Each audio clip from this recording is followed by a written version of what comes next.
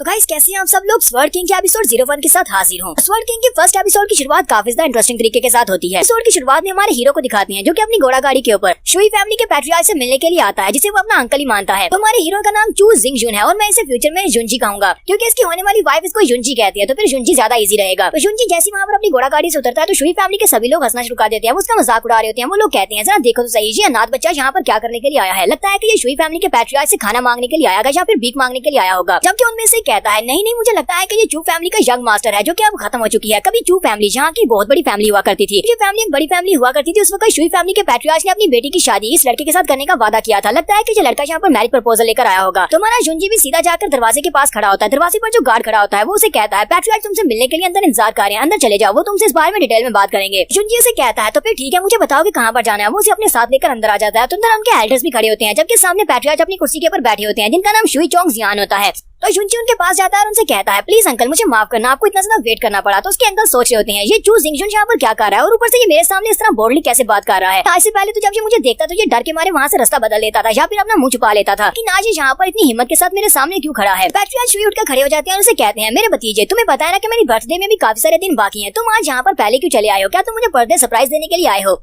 तो जुनजी उनसे कहता है अंकल लगता है कि आपने मेरे यहाँ पर आने को गलत समझ लिया। मैं यहाँ पर आपकी बर्थडे पार्टी को एंजॉय करने के लिए नहीं आया बल्कि मैं यहाँ पर शादी का प्रपोजल लेकर आया हूँ। आपको ये बात तो याद ही होगी। कल इसकी बात सुनने के बाद कहते हैं क्या वाकई में तुम यहाँ पर शादी का प्रपोजल लेकर आए हो। जुनजी उनको याद दिलाता है। वो कहता है आज से पूरे 17 साल पहले आपने यानी कि शुई फैमिली वालों ने एक बहुत ही डेंजरस सिचुएशन का सामना किया था। आपके ऊपर अटैक हुआ था जबकि मेरे फादर ने चू फैमिली के पैट्रियार्च थे, उन्होंने आपकी जान बचाई थी और आपकी जान बचाने के बदले में आपने उनसे वादा किया था आप अपनी फैमिली की लड़की की शादी मेरे साथ करेंगे यानी कि चू फैमिली के यंग मास्टर के साथ करेंगे। मुझे लगता है कि आपके इस वादे को पूरा करने का वक्त आ चुका है। पैट्रियार्च शुई उसे कहते हैं हाँ मुझे ये बात अच्छी तरह से याद है। उस साल जो कुछ भी हुआ था हम लोग उस बात को नहीं भूले। तुम्हारे फादर ने हमारी बहुत ज्यादा मदद की थी और मेरी शुई फैमिली के पैट्रियार्च ने उस वक्त फैमिली के पैट्रियार्च ने तुम्हारी फैमिली पैट्रियार्च के साथ ये वादा किया था कि हम दोनों आपस में मैरिज अलायंस में बनेंगे। लेकिन तुम्हारे फादर का कुछ भी अता पता नहीं है। तुम्हारे फादर पता नहीं कहाँ पर चले गए और अभी तक वापस नहीं आए। तो मुझे लगता है कि तुम्हारे फादर के वापस आने तक हमें इंतजार करना चाहिए, उसके बाद इस बारे में बात करेंगे। तो जुनजी उनसे कहता है अंकल तो आपके कहने का मतलब यह है कि अगर मेरे फादर कभी वापस ही नहीं आते तो फिर आप कभी भी मेरी शादी नहीं होने देंगे। पैट्रियार्च शुई से कहते हैं लड़के तुम मेरी बात को गलत समझ रहे हो। तो जुनजी उनसे कहता है तो अंकल आपके कहने का मतलब क्या है, क्या आपको पता है कि मेरे फादर इस वक्त कहाँ पर है और आप मुझे बताना नहीं चाहते। अंकल उसकी बात सुनने के बाद काफी गुस्सा हो जाते हैं और उसे कहते हैं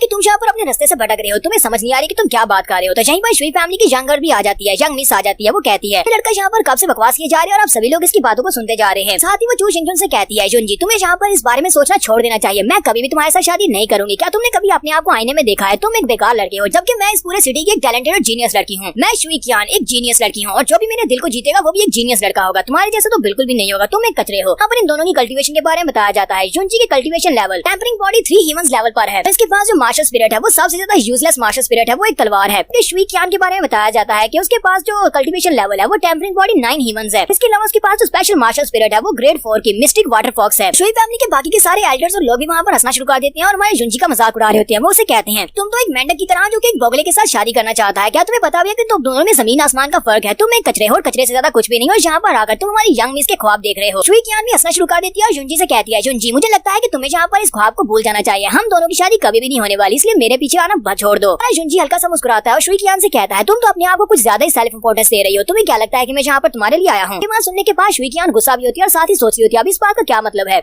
जुनजी से कहता है मैं यहाँ पर आया हूँ मैरिज प्रपोजल लेकर, लेकिन मैंने ये तो बिल्कुल भी नहीं कहा कि मैं शुई कियान के साथ शादी करना चाहता हूँ। मैंने ये नहीं कहा, मैं यहाँ पर किसी और के लिए मैरिज प्रपोजल लेकर आया हूँ। ये बात सुनते शुई कियान काफी गुस्सा हो जाती है और कहती है अब तुम्हारी इस बात का क्या मतलब है। हमारा जुनजी अपने अंकल पैट्रियार्च से कहता है अंकल पैट्रियार्च मैं यहाँ पर मैरिज प्रपोजल लेकर आया वो शुई कियान के लिए नहीं है बल्कि मैं सेकंड एल्डेस्ट डॉटर के लिए आया हूँ। इसका नाम शुई लियू जियांग है। जैसे हमारा जुनजी वहाँ पर शुई लियू जियांग का नाम लेता है वहाँ पर जितने भी लोग होते हैं वो सभी लोग हंसना शुरू कर देते हैं क्योंकि शुई लियू जियांग वो एक बहुत ही कचरा सी लड़की है और यहाँ पर इनके लिए नौकरानी का काम करती है, हालांकि वो शुई फैमिली की मेंबर है। बात सुनने के बाद शुई कियान बहुत ज्यादा गुस्सा होती है और गुस्से के साथ उसे कहती है तुम यहाँ पर एक ऐसी लड़की के साथ शादी करना चाहते हो जो कि हमारे नौकरों का काम करती है, तुम्हें लगता है कि वो मुझसे ज्यादा बेहतर है। हमारा जुनजी उसे कहता है अपनी बकवास बंद करो, तुम अपने आप को लियू जियांग के साथ कैसे कंपेयर कर सकती हो, तुम तो उसके मुकाबले में कुछ भी नहीं हो, तुम मिट्टी हो जबकि वो आसमान है। ऊपर से तुम्हारी इतनी क्वालिफिकेशंस नहीं है कि तुम मेरी चू फैमिली में शादी कर सको, मेरी चू फैमिली का सर्वेंट भी तुम्हारे साथ शादी नहीं करेगा। अगर लियू जियांग की तरफ भी दिखाते हैं तो हमारी हीरोइन लियू जियांग वहाँ पर झाड़ू लेकर खड़ी होती है। वो जब ये बात सुनती है वो बहुत ज्यादा हैरान होती है। हमारा जुनजी सीधा उसके पास चला जाता है, जाकर उसे अपने गले से लगा लेता है और साथ ही वो सोच रहा था लियू जियांग मैं अपनी इस लाइफ में तुम्हें बिल्कुल भी सफर नहीं करने दूंगा। यानी कि पिछली लाइफ में इस बेचारी को बहुत ही दर्दनाक मौत मिली थी और इस लाइफ में ये इसको बचाना चाहता है। तो शुई कियान अपने फादर से कहती है, फादर, एक हमारी शुई फैमिली का कचरा है और दूसरा जू फैमिली का कचरा है, तो जहाँ पर इन दोनों का मैच तो हीवंस की तरफ से बना है, मुझे लगता है कि इन दोनों को यहाँ पर शादी के प्रपोजल को एक्सेप्ट कर लेना चाहिए और लियू जियांग की शादी इसके साथ कर देनी चाहिए। तो ये लड़का यहाँ पर इसके साथ शादी करके बहुत ज्यादा खुश है, तो फिर हमें इसके प्रपोजल को रिजेक्ट नहीं करना चाहिए। पैट्रियार्क जुनजी से कहते हैं, बेटा मुझे यहाँ पर एक बात को क्लियर करो, क्या तुम वाकई में लियू जियांग से शादी करना चाहते हो? ये बात मुझे यहाँ पर लिख कर देना होगी, हम यहाँ पर एक कॉन्ट्रैक्ट के ऊपर साइन करेंगे, उसके बाद तुम्हारा हमारे साथ कोई भी ताल्लुक नहीं होगा, तुम दोबारा आकर हमारे साथ इस मैरिज अलायंस की बात नहीं करोगे। तुम्हें एक और बात बता दूं, अगर तुम लियू जियांग के साथ शादी करते हो तो मेरी शुई फैमिली से तुम्हें कुछ भी बेनिफिट हासिल नहीं होंगे, क्योंकि ये सिर्फ और सिर्फ एक लोली सर्वेंट है। जुनजी आगे ससना शुरू कर देता और कहता, अंकल मैंने यहाँ पर बेनिफिट की बात की कब है? ये बेनिफिट मेरे लिए बहुत ज्यादा है कि मैं यहाँ पर लियू जियांग से शादी करने वाला हूँ, आप बस जल्दी से कॉन्ट्रैक्ट लेकर आए। फिर साथ ही हमारा जुनजी से कहता है, आपको यहाँ पर सभी के सामने अनाउंस करना होगा कि आज के बाद से लियू जियांग का तुम्हारी शुई फैमिली के साथ कोई भी ताल्लुक नहीं है, कि बाजी चू फैमिली की बहू होगी और जो मेरे साथ शादी करके यहाँ से जाने वाली है। जहाँ पर मैं तुम्हें इस बात का वादा दूंगा कि आज के बाद हमारा चू फैमिली का तुम्हारी शुई फैमिली के साथ कोई भी ताल्लुक नहीं रहेगा और मैं ना ही आकर दोबारा मैरिज प्रपोजल की तुमसे बात करूंगा। साथ ही हमारा जुनजी लियू जियांग से कहता है, लियू जियांग क्या तुम मुझसे शादी करना चाहती हो? वो उसे कहती है, जुनजी हाँ मैं तुमसे शादी करना चाहती हूँ। तो पैट्रियार्क कहते हैं, चलो ये तो बहुत अच्छी बात है, अगर मेरे भतीजे को यहाँ पर किसी से प्यार है और उससे शादी करना चाहती है, चलो जल्दी से पेन और इंक लेकर आओ और साथ ही कॉन्ट्रैक्ट भी लेकर आओ। वो लोग जल्दी से यहाँ पर एक कॉन्ट्रैक्ट बना देते हैं और उसे कहते हैं, चलो यहाँ पर आकर साइन करो। शुई कियान भी उसे कहती है, तुम दोनों एक दूसरे के साथ बिल्कुल परफेक्ट मैच हो, दोनों ही गरीब और थके हुए कचरे हो। जी आगे बढ़ता है, जाकर पेपर के ऊपर साइन कर देता और कहता है, जी यहाँ पर शुई कियान को चैलेंज करता है और उसे कहता है, आज से ठीक 1 साल के बाद तुम देखना यहाँ पर डायनेस्टी का 5 मार्शल हाउसेस ओपन सिलेक्शन होने वाली है, उस वक्त मैं तुम्हें दिखाऊंगा कि कौन यहाँ पर किससे ज्यादा स्ट्रॉन्ग है और कौन कचरा है। शुई कियान भी उसकी बात सुनने के बाद सोच रही होती है, क्या वाकई में 1 साल के बाद इतना बदल सकता है कि ये मुझे हरा दे? ऐसा कैसे हो सकता है? साथ ही वो अपने आप में कहती है, ऐसा नहीं हो सकता, यहाँ पर 10 साल गुजर जाए या फिर 100 साल गुजर जाए, ये कभी भी मेरे लेवल तक नहीं पहुंच सकता। हमारा जुनजी तो काफी रोमांटिक अंदाज में अपनी वाइफ को वहाँ से उठाकर बाहर की तरफ निकलता है, वो अपनी वाइफ को उठाकर अपने घर की तरफ चल रहा होता है, जबकि वहाँ पर जितने लोग होते हैं गली में वो सारे के सारे हंस रहे होते हैं और कहते हैं, कचरे ने कचरे से शादी कर ली। हमारा जुनजी अपनी वाइफ को लेकर अपने घर में वापस आता है, वो उसे कहता है, चलो ठीक है लियू जियांग आ जाओ, आज के बाद तुम मेरे साथ मेरे घर में रहोगी, आज से तुम चू फैमिली की एक मेंबर, आज के बाद तुम्हारा नाम चू लियू जियांग होगा। दोनों घोड़ा गाड़ी से उतरते हैं और अपने घर की तरफ देखती हैं। लियू जियांग यहाँ पर चू फैमिली के घर की तरफ देखती है और उसे याद आता है पास की मेमोरीज, जब यहाँ पर चू फैमिली जहाँ की सारी सबसे बड़ी फैमिली हुआ करती थी। यहीं पर हमें बैकग्राउंड सीन भी दिखाए जाते हैं कि कभी ये फैमिली जहाँ की सबसे बड़ी फैमिली हुआ करती थी और यहाँ पर बहुत ज्यादा खुशियां मनाई जाती थी, बहुत सारे लोग हुआ करते थे, तो इनका घर भी टूट फूट चुका है। लेकिन एक दिन कुछ ऐसा हुआ, किसी ने चू फैमिली के खिलाफ साजिश की और इनके जितने भी एल्डर्स हैं उन सभी को एक ही बार में मार डाला और उनके मरने के साथ ही जुनजी की मदर कहीं पर गायब हो गई और उसके फादर जुनजी की मदर को ढूंढने के लिए चले गए और आज तक वो वापस नहीं आए। उनका कभी पता नहीं चल सका कि वो उसकी मदर को ढूंढने के लिए कहाँ गए हैं। के बाद जुनजी बेचारा अकेला रह गया, ये छोटा सा बच्चा था, लेकिन इसे यहाँ पर सभी लोगों की बुलीनेस को बर्दाश्त करना पड़ा। अकेला यहाँ पर क्या कर सकता था? उसके फैमिली के जितने भी एक्सपर्ट्स और एल्डर्स थे वो सारे के सारे तो पहले से मारे जा चुके थे। अकेला जुनजी यहाँ पर इन सभी लोगों की बातों को बर्दाश्त करता रहा और यहाँ तक पहुंचा। जुनजी अपने घर को देखकर वहाँ पर ये सारी मेमोरीज सोच रहा होता है, जबकि उसी वक्त लियू जियांग से कहती है, जुनजी तुम किस बारे में सोच रहे हो? जुनजी उसे कहता है, मैं यहाँ पर तुम्हें लेने के लिए जल्दी में चला गया और मैं इस बारे में भूल गया था कि घर को रिपेयर भी करना है, ऐसे टूटे फूटे घर में मेरे साथ रहना होगा। लियू जियांग उसे कहती है, तुम यहाँ पर मुझसे शादी करने के लिए वहाँ पर घर सभी के सामने मुझसे शादी की बात की, मैं तुम्हारे साथ इस टूटे फूटे घर में तो क्या झोपड़ी में भी रह सकती हूँ। अरे जुनजी के पास एक नटखट सा नौकर भी है, वो वहाँ पर सामने से भागता हुआ आ रहा था और उसने हाथ में एक मुर्गी पकड़ी होती है। वो भागता हुआ आता है और कहता है, यंग मास्टर मैं एक मुर्गा पकड़ कर लाया हूँ, चलो जल्दी से इस मुर्गे को पकड़कर आज सेलिब्रेट करते हैं, आज रात हम लोग तुम्हारी शादी का जश्न मनाएंगे। जुनजी उसे कहता है, जाहू ये तुम क्या कह रहे हो, तुम किसका मुर्गा पकड़ कर ले आए हो? तो जाहू से कहता है, यंग मास्टर अगर तुमने मेरी जान नहीं बचाई होती तो अब तक मैं भूख के मारे सड़क के ऊपर मर चुका होता, ये तो सब कुछ तुम्हारी वजह से कि मैं अभी तक जिंदा हूँ और तुमने मुझे अपने घर में नहीं रखा होता और खाना पीना नहीं दिया होता तो मैं मर चुका होता। जुनजी उसे कहता है, अच्छा ठीक है, ज्यादा इमोशनल होने की जरूरत नहीं है, फिर जाओ जाकर इस मुर्गे को पका कर लाओ, हम सभी लोग मिलकर इस मुर्गे को सेलिब्रेट करेंगे। इसके बाद नेक्स्ट सीन में टेबल का दिखाया जाता है जहाँ पर ये लोग पेट भरकर उसकी कड़ी बनाते हैं और फिर उसको खा जाते हैं। सभी लोग अपना पेट भरकर बैठे होते हैं। आज का खाना यंग मास्टर जुनजी ने पकाया होता है। उसे कहता है, यंग मास्टर तुम्हारी कुकिंग स्किल्स तो वाकई में बहुत ज्यादा अच्छी हैं, मैंने तो पेट भरकर खाया है। लियू जियांग ने भी वहाँ पर पेट भरकर खाना खाया होता है। जुनजी अपनी वाइफ से कहता है, प्लीज मुझे माफ करना, मैं सिर्फ इसी तरह ही खाना पका सकता हूँ, इससे ज्यादा अच्छा मुझे बनाना नहीं आता। वो उसे कहती है, लेकिन मुझे तो ये बहुत ज्यादा अच्छा लगा। यहीं पर जाओहा जुनजी की वाइफ से कहता है, मैडम अब जबकि तुम दोनों की शादी हो गई और तुम दोनों हस्बैंड एंड वाइफ हो तो मुझे लगता है कि आज रात तुम दोनों का एक ही रूम में बंदोबस्त करना चाहिए, तुम दोनों एक ही बिस्तर पर सोने वाले हो। बात सुनते ही लियू जियांग बहुत ज्यादा शर्मा जाती है और भागती हुई कहती है, नहीं मैं किसी को भी अपने रूम में नहीं आने दूंगी, ये मेरे रूम में नहीं आएगा, मैं जा रही हूँ। तो जल्दी से जाकर अपने रूम में जाकर दरवाजा बंद कर देती है, जबकि जाओहा अपने यंग मास्टर से कहता है, यंग मास्टर बिल्कुल परेशान होने की जरूरत नहीं है, मेरे पास एक स्पेयर की भी है, आप रात के वक्त दरवाजा खोलकर अंदर चले जाना। पर हम लोग एपिसोड 1 का एंड करेंगे और नेक्स्ट एपिसोड में देखेंगे कि आगे हमारे जुनजी की लाइफ में और कौन कौन से एडवेंचर आने वाले हैं। तो एक्सप्लेनेशन अच्छी लगी हो तो कमेंट करके जरूर बताइएगा, चैनल को सब्सक्राइब कर दे, वीडियो को लाइक और शेयर कर दें। शुक्रिया।